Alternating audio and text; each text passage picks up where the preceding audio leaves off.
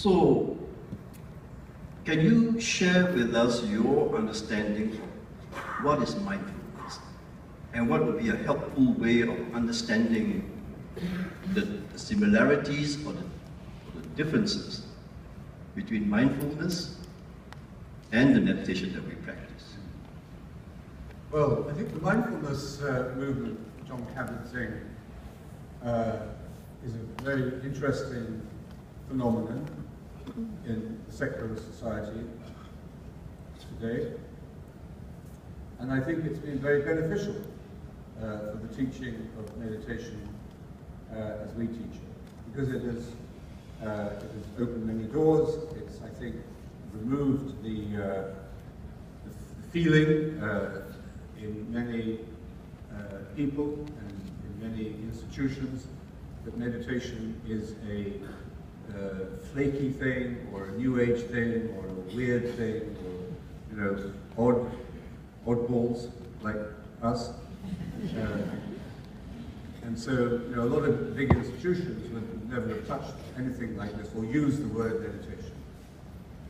And I think mindfulness over the last, I don't know how many years they've been doing it, 15, 20 years or more, I think have really helped to remove that fear, that association in the secular world.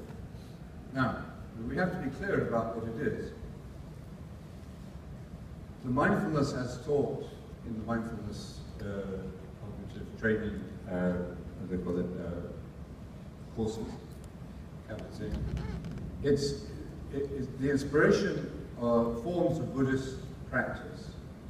The Buddhism was taken out of it, and Kabat-Zinn said he didn't want any association with religion or spirituality at all, and make it purely secular.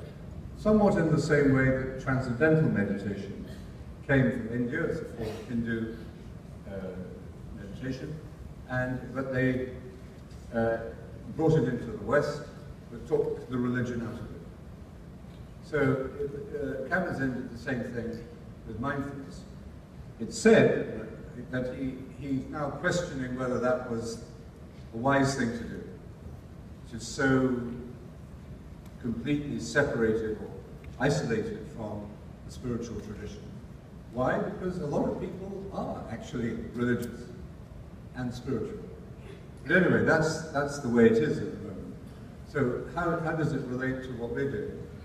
Well, the mindfulness methods that are promoted in that system are ways of calming the mind, calming the body, and they have a quite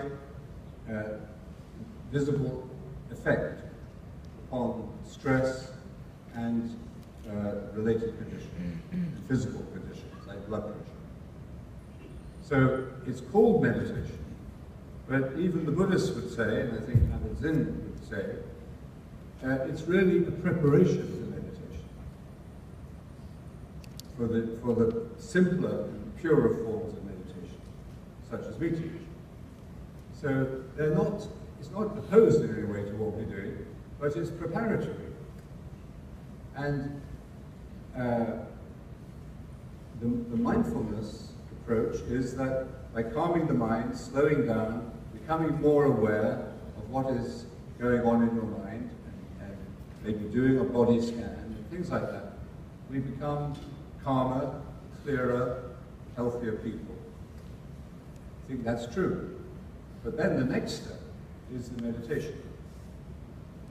So that's how I would see it, and I think there's a general agreement about that the mindfulness methods are useful in themselves, but they are preparatory.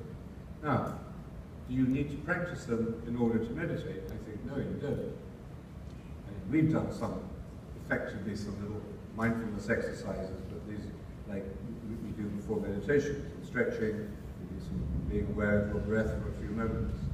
So preparing for meditation is something we naturally do. If we have time, we would take some time to prepare. But in terms of remaining mindful in daily life, In other words, remaining calm, centered, and clear in daily life. Well, I think that is a natural fruit of the meditation that we're doing. If you meditate, in other words, mindfulness is a product of meditation. We call it contemplative consciousness, or watchfulness, the watchfulness that I was talking about that the Desert Fathers speak about.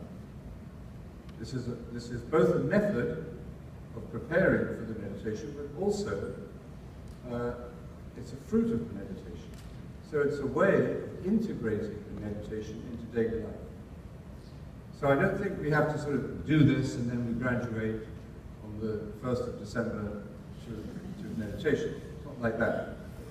I think they go naturally together. And I think we have, within our own Christian tradition, we have ways of mindfulness, if you like. We call them the other forms of prayer. And if you look at all these forms of prayer, they work together systematically. The Lectio, the devotional forms of prayer, the Mass, the forms of worship, all of these forms of prayer work together. So I don't think we should separate them, but we should see a distinction between them. And often in the language, the vocabulary that people use and the press uses, it's very confused. The press will use the word meditation or mindfulness without any distinction.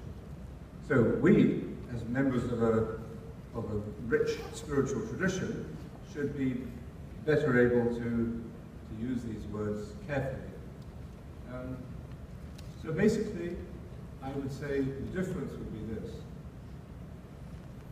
In mindfulness practices, the attention naturally is on ourselves. It's on what's going on in our mind, or what our body is feeling like, or watching the breath. Okay, so the attention is on ourselves. But in meditation, the attention is turned off ourselves. And in the mindfulness practices, with the attention off yourself, there is a change. You will feel calmer and better. But it won't, I don't think, be a very deep, structural, transformative change. It may not even be permanent. Whereas in meditation, with the attention coming off ourselves, we are entering into the real spiritual dynamic of life, that through other-centeredness, by opening our minds and hearts beyond the ego, we are actually opening ourselves to the power of the Spirit, the power of God, the mind of Christ. And within this experience, we are transformed deeply and permanently. So that's how I would say the basic difference is whether the attention remains on oneself, or whether, in which case it can have a calming and beneficial effect, or whether the attention comes off yourself, and then what happens is the transformation.